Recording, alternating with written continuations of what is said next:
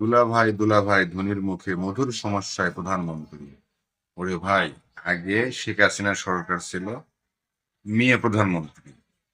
তখন বইয়েদের জ্বালায় তো থাকা যাইত না, তাদের কথায় কথায় মেয়ে প্রধানমন্ত্রী, মেয়ে প্রধানমন্ত্রী। এখন তা এখন প্রধানমন্ত্রী, আল্লাহ বাঁচাইছে আমাদের। ওমা, এখন থেকে আরেক সমস্যা, যে পরিমাণে আমাদের প্রধানমন্ত্রী তারা এখন তার বউকে ভালোবাসে, এখন আমাদের কি অবস্থাটা হচ্ছে রে ভাই।